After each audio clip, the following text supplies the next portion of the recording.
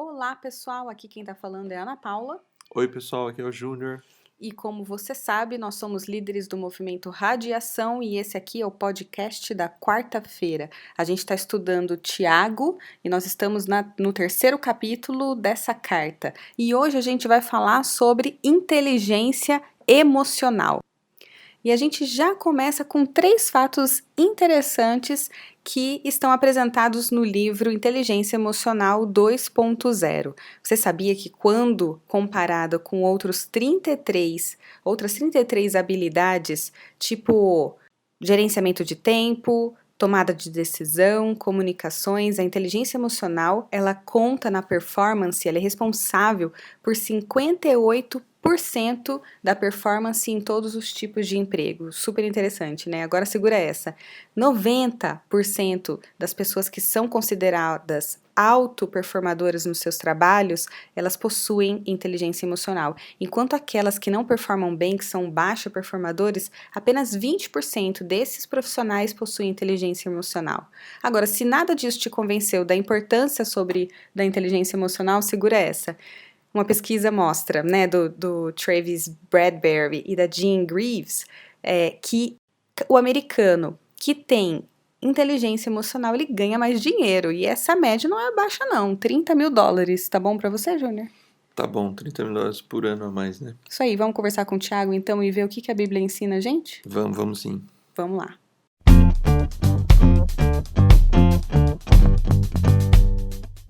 Então vamos à leitura de Tiago 3, antes de mais nada. O texto diz assim: Meus irmãos, não sejam muitos de vocês mestres, pois vocês sabem que nós, os que ensinamos, seremos julgados com maior rigor. Todos tropeçamos de muitas maneiras. Se alguém não tropeça no falar, tal homem é perfeito, sendo também capaz de dominar todo o seu corpo. Quando colocamos freios na boca dos cavalos para que eles nos obedeçam, podemos controlar o animal todo. Tomem também como exemplo os navios. Embora sejam tão grandes e impelidos por fortes ventos, são dirigidos por um leme muito pequeno, conforme a vontade do piloto. Semelhantemente, a língua é um pequeno órgão do corpo, mas se vangloria de grandes coisas. Vejam como um grande bosque é incendiado por uma simples fagulha. Assim também, a língua é um fogo, é um mundo de iniquidade. Colocada entre os membros do nosso corpo, contamina a pessoa por inteiro.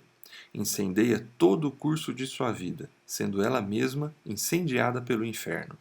Toda espécie de animais, aves, répteis e criaturas do mar doma-se e é domada pela espécie humana. A língua, porém, ninguém consegue domar. É um mal incontrolável, cheio de veneno mortífero. Com a língua bendizemos ao Senhor e Pai, e com ela amaldiçoamos os homens, feitos à semelhança de Deus. Da mesma boca procedem bênção e maldição. Meus irmãos, não pode ser assim. Acaso pode sair água doce e água amarga da mesma fonte? Meus irmãos, pode uma figueira produzir azeitonas ou uma videira figos? Da mesma forma, uma fonte de água salgada não pode produzir água doce. Quem é sábio e tem entendimento entre vocês? Que demonstre por seu bom procedimento, mediante obras praticadas com a humildade que provém da sabedoria. Contudo, se vocês abrigam no coração inveja amarga e ambição egoísta, não se gloriem disso, nem neguem a verdade. Esse tipo de sabedoria não vem do céu, mas é terrena, não é espiritual e é demoníaca. Pois onde há inveja e ambição egoísta, aí há confusão e toda espécie de males. Mas a sabedoria que vem do alto é antes de tudo pura, depois pacífica, amável, compreensiva, cheia de misericórdia e de bons frutos, imparcial e sincera. O fruto da justiça semeia-se em paz para os pacificadores. Muito bem, esse é o capítulo 3 de Tiago, e como a gente tem dito ao longo dos comentários sobre a carta de Tiago, essa é uma carta extremamente prática. No primeiro capítulo, se você não acompanhou, eu te convido a ouvir Tiago 1, ele vai falar sobre a perseverança nas provas da vida. No capítulo 2, ele acrescenta a ideia da fé, da importância da fé para os relacionamentos. E parece que ele vem numa crescente, porque aqui no capítulo 3 ele vai acrescentar um fator fundamental, uma questão de um controle, de uma inteligência emocional, de uma capacidade de lidar com as próprias emoções e com as emoções dos outros, de maneira que sejamos pessoas efetivas, produtivas e que edificam outras pessoas. É interessante perceber que sempre você que está acompanhando e lendo a carta de Tiago, perceba, o primeiro verso é quem vai dar o norte de todo o contexto que vem na sequência. Ele vai dizer: meus irmãos, não sejam muitos de vocês mestres, pois vocês sabem que nós, os que ensinamos, seremos julgados com maior rigor. Esse é o verso que amarra todo o contexto do que ele vai falar sobre a língua. A maioria das Bíblias coloca como subtítulo dessa sessão a questão do poder da língua. Mas eu gostaria de te desafiar a perceber que todo o diálogo dele, toda a defesa dele sobre os poderes da língua estão baseados na proposta de ser mestre, de ser líder, de guiar pessoas, de ensinar didaticamente pessoas. E foi nesse ponto que a gente trombou com o Daniel Goleman. Nem sei se é assim exatamente que fala o nome dele. Ele é considerado o pai da inteligência emocional. Ele é um psicólogo, escritor e PhD de Harvard, nos Estados Unidos, e ele foi responsável por popularizar esse conceito da inteligência emocional no livro do mesmo nome, publicado em 1986, que Quase 34 anos atrás. já vendeu mais de 5 milhões de cópias.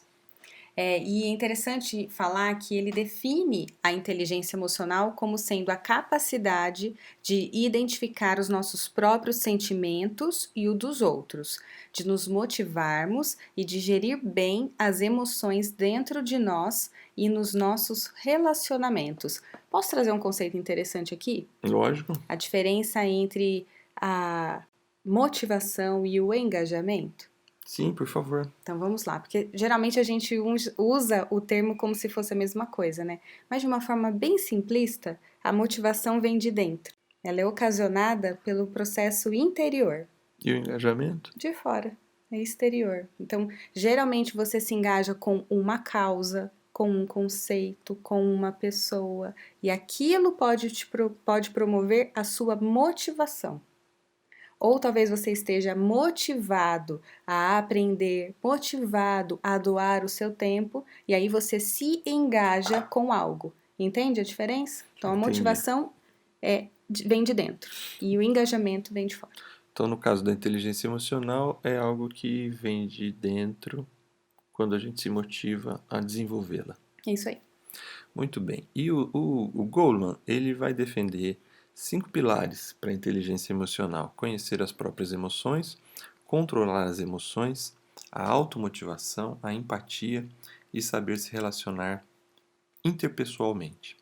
Aí, eu gostaria de conduzir você nesse estudo por meio de uma conversa entre Tiago e o Daniel Goleman, para que você também da MED, para que você possa perceber como a Bíblia ela é contemporânea, muitas vezes, e nesse capítulo especificamente, o quanto ela é útil nesse processo da inteligência emocional.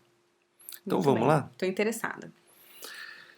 Bom, os primeiros versos ele vai falar do poder que as palavras têm para dirigir uma situação. Ele vai usar os exemplos, ele usa 2 exemplos: o freio na boca dos cavalos e o leme dos navios, para dizer que se eu controlo a boca do cavalo, onde está ali a sua língua, eu controlo todo o animal. E com um leme que ele é proporcionalmente muito pequeno em relação ao tamanho de um navio, e eu controlando o leme, eu controlo e dou direção para todo o navio, conforme a vontade do piloto. Isso aqui é interessante. Sim.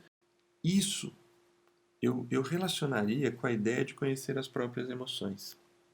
Só tem essa capacidade de controle quem consegue se autoconhecer, para perceber o que precisa domar, o que precisa controlar para que você seja um bom líder, para que você seja uma pessoa que possa ser edificante para as outras, possa ensinar outras pessoas, porque é bem verdade, o texto aqui está falando, lembra lá que eu te disse, sobre mestres, sobre as pessoas que ensinam, e que esses serão julgados com maior rigor.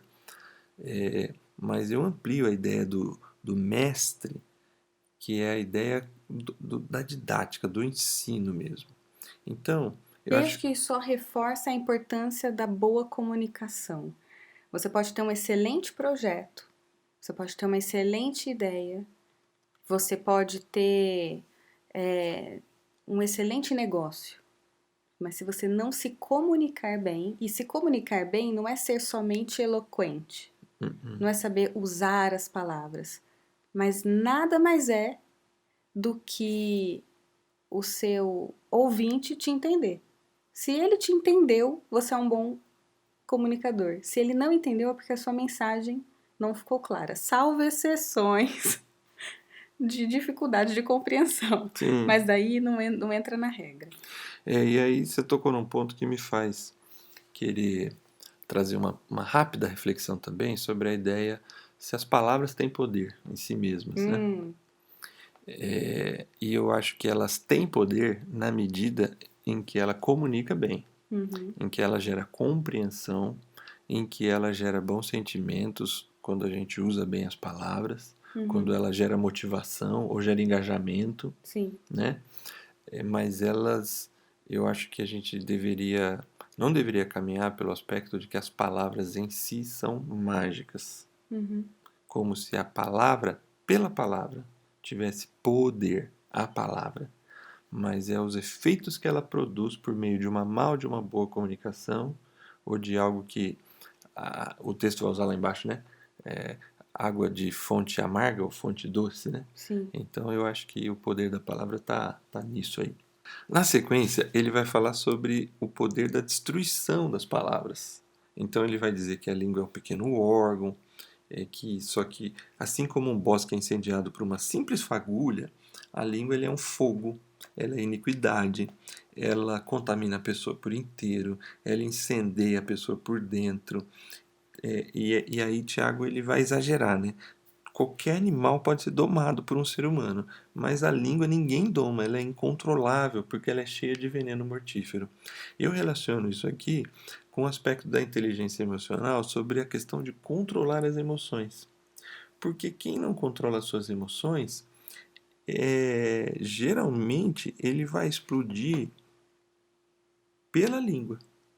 Pode explodir com violência também, muitas vezes, mas as palavras duras, as palavras cortantes, as palavras que machucam, as palavras pesadas, elas são ditas muitas vezes no calor da emoção e de forma incontrolável. Então, assim como a gente precisa conhecer as próprias emoções para domar o navio, para domar A própria a vida. própria vida, é, além de conhecer, a gente precisa perceber os gatilhos, perceber as coisas que vão fazer com que a gente vai explodir e destilar mal, veneno, para usar o termo do Tiago aqui, nas outras pessoas. Perdeu o equilíbrio. É, E aqui, Júnior, a gente pode até relacionar com o primeiro capítulo de Tiago, em que ele falava para a gente, aconselha, na verdade, a ouvir mais e a falar menos. menos. E essa é uma característica muito forte que a gente comentou no nosso primeiro podcast. A pessoa mal começou a conversar ou te contou algo, você já quer falar que você fez também, ou que você não concorda, ou você já que vai chegar na conclusão, né? E aí, o filósofo Sócrates, ele tem um conceito, né, das 3 peneiras de Sócrates, que nos ajudam a avaliar se de fato o que a gente vai passar para frente, a informação que a gente vai passar para frente, é relevante ou não. E aí vale como dica para um momento em que a gente tem tanta fake news, tanta informação na web, Sim. tanta informação na palma da nossa mão, em que o conceito jornalístico hoje, né, a gente olhe, todo mundo é jornalista hoje em dia, tanto é que a gente vê aí milhões sendo investidos pelo Google e por outras plataformas ao combate de fake news. Olha que ponto chegamos. Sim. Então, ajude o Google. Vamos lá. Como pensar se você vai passar uma informação adiante ou não, tá bom? Baseado no Sócrates. Primeiro conceito, primeira peneira. O que você vai me falar ou o que você vai falar é verdade? Nesse aspecto é muito interessante o que você falou, porque hoje a gente tem um lance de compartilhar, Não, né? você nem leu. Só que você quer Isso, ser o primeiro a você compartilhar, né? compartilha. Em E grupo de família, meu Deus, como é que isso é comum? o Sócrates ele vai dizer assim, se a pessoa disser para ele, né? Não, eu não sei se é verdade, mas me disseram que é o lance do compartilhar, né? Sim, Eu recebi, eu compartilho. sim. Você não sabe se é verdade, né? Você só decidiu Então, compartilhar. aí você já não passa 90% dos links que você recebe, tá? Segunda peneira. Você já falou com a pessoa envolvida sobre o que você vai contar? Ou seja, de fato você conhece? Você Isso. buscou na fonte, acho que é isso, né? Você buscou na fonte correta ou você ouviu o amigo do querido, do tio e do sobrinho, Uhum. né? E a última peneira, o que você vai falar vai ser útil e vai ajudar a pessoa a resolver o problema? É isso aí. E eu acho que essas três peneiras, elas ajudam a gente a controlar um pouco a língua mesmo, ao que falar para não sermos destruidores, né? Aí o texto continua. E aí ele vai falar um pouco sobre falar, que é uma opção, ou viver e falar. Perceba que ele vai comparar a ideia de água doce e água amarga, né? E o fruto, né? Uma figueira não produz azeitona, ela deveria produzir figo. E uma fonte de água salgada não deveria produzir água doce. Só que o início do argumento dele, ele constata um fato, que com a língua a gente bendiz a Deus e com a mesma língua a gente amaldiçoa os homens. Da mesma boca procedem palavras de bênção e da mesma boca procedem palavras de maldição. Parece que Tiago apresenta isso como um dado, uma informação. É assim que acontece com todo ser humano. Isso, de alguma forma, é muito natural. E não deveria ser assim. Ou talvez para não ser assim, e aí é onde eu relaciono com a ideia da motivação, é preciso uma decisão interna para que isso não seja assim. Você precisa decidir, se esforçar para que esse natural não aconteça. Bênção e maldição, uma hora está falando bem, outra hora está falando mal, uma hora está elogiando, outra hora está sendo venenoso com a língua. Ou seja, meus queridos, tem coisa que depende da gente e não espere do outro para fazer por você. São atitudes e são mudanças de conceito que é você que tem que trabalhar. Isso, essa busca interna de motivação para fazer diferente, quebrar esse ciclo de altos e baixos, né? E aí vem o que eu chamo de teste do mestre, né? Porque aqui, então, ele desenvolveu todo um conteúdo sobre a língua, e aí ele vai voltar lá no primeiro verso, a ideia do mestre. Não queira ser mestre, porque os mestres serão julgados. E aí ele pergunta, quem é sábio e tem entendimento entre vocês? Isso é, quem tem essa capacidade? E aí ele vai dizer de novo, ele é um autor bíblico extremamente prático, né?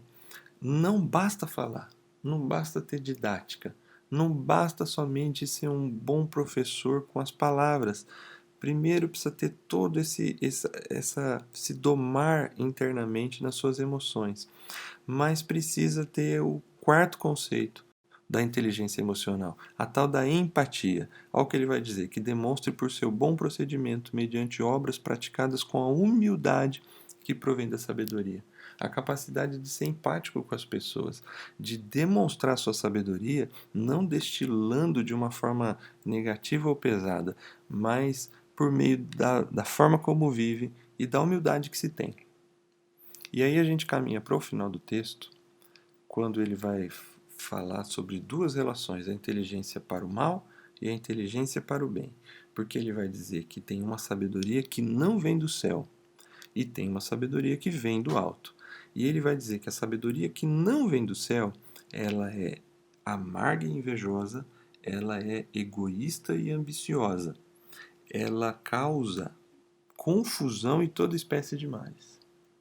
E aí eu coloco aqui o último conceito da inteligência emocional, a capacidade de se relacionar com as outras pessoas. Quem entra numa relação profissional ou qualquer outra com muita sabedoria, mas que usa essa sabedoria, porque o texto não diz que não tem sabedoria no terreno espiritual e demoníaco, ele só vai dizer que essa sabedoria tem por fundo inveja e ambição egoísta. Esse relacionamento não prospera, não há capacidade de se relacionar com o outro por meio de inveja e ambição egoísta.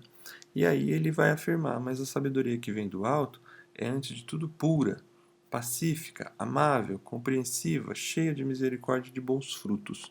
Então, na verdade, você vê aqui alguém que decide se relacionar bem com as pessoas.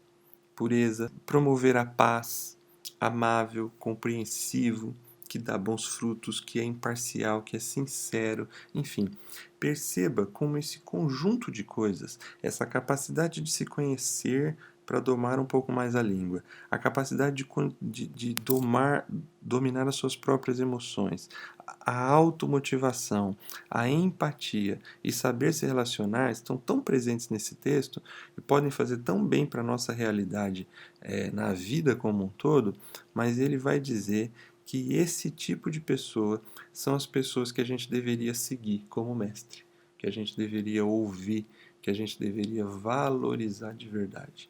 Pessoas que têm essa capacidade de ter um domínio interno maior. Muito bem. Nós estamos chegando ao final do nosso podcast sobre Tiago, capítulo 3. Espero que tenha sido útil aí para você refletir sobre o capítulo e semana que vem a gente continua com o capítulo 4. É isso aí. Bom restinho de semana a todos e a gente se vê no sábado. Tchau, pessoal.